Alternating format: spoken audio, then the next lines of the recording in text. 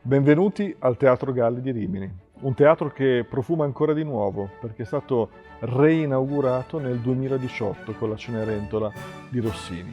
Ma la storia di questo teatro, intitolato al compositore e giornalista riminese Aminto Regalli, è molto più antica e parte nel 1857, l'anno in cui Giuseppe Verdi in persona si reca a Rimini con Giuseppina Strepponi per curare la prima assoluta di una nuova opera, l'Aroldo. La storia di questo teatro nasce quindi sotto i migliori auspici, ma il Novecento purtroppo ha idee un po' diverse. Nel 1916 un grave terremoto interrompe la vita del Teatro Galli, che riparte dopo la Prima Guerra Mondiale, ma poi arriva la Seconda Guerra Mondiale e un aereo degli alleati, alla fine del dicembre del 1943, centra in pieno con una bomba la sala del Galli, distruggendola. Rimangono in piedi sostanzialmente solo la facciata, disegnata dall'architetto Luigi Poletti quasi un secolo prima, e un pezzo del foyer.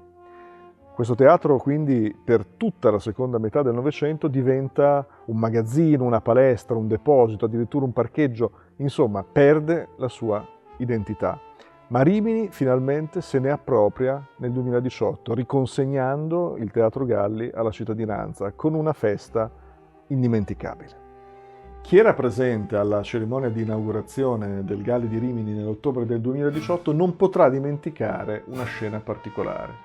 Il sindaco, dopo i discorsi istituzionali, invitò sul palcoscenico un signore di 75 anni e stupì il pubblico spiegando che la sua presenza sul palcoscenico indicava l'esatto periodo di tempo che i riminesi dovettero attendere per poter tornare di nuovo a teatro nella loro città.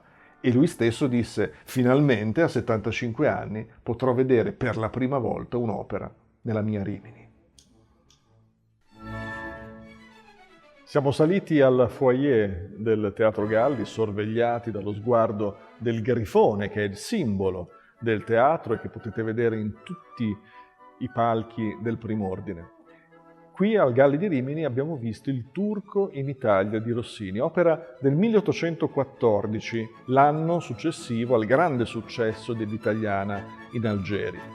Alla Scala di Milano Rossini cercava quindi di riconfermare quel successo clamoroso, ma non ci riuscì fino in fondo. Turco in Italia infatti dovette aspettare il 1950 per essere riscoperto.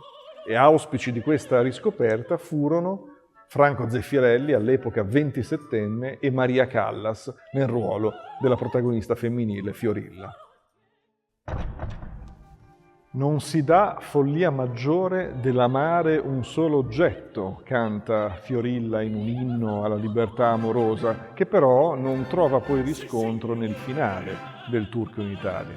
Fiorilla, contesa da 3 uomini, compreso il suo stesso marito e ovviamente dal turco che sbarca in Italia, alla fine si riconcilia con l'anziano Don Gerone. È un finale quindi un po' amaro per essere un'opera buffa.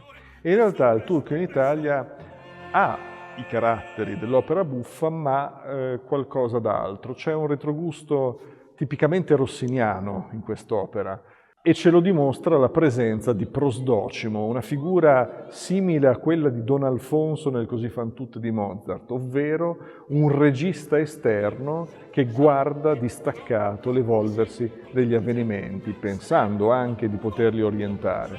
La figura di Prosdocimo, insomma, è, in altre parole, quella dello stesso Rossini, un compositore che ama guardare da un Olimpo superiore le avventure e le disavventure dei suoi personaggi, con un distacco anche emotivo che ci fa percepire la sua musica come sublime e distaccata.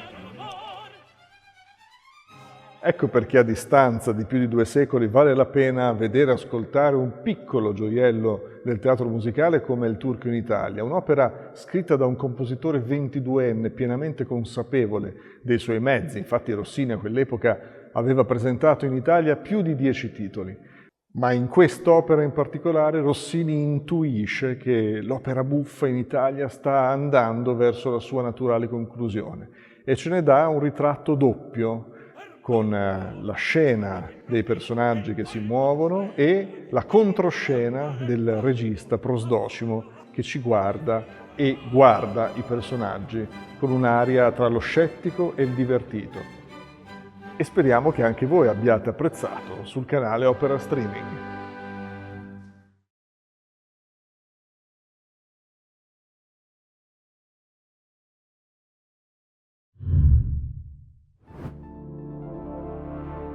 Opera Streaming, in the heart of opera.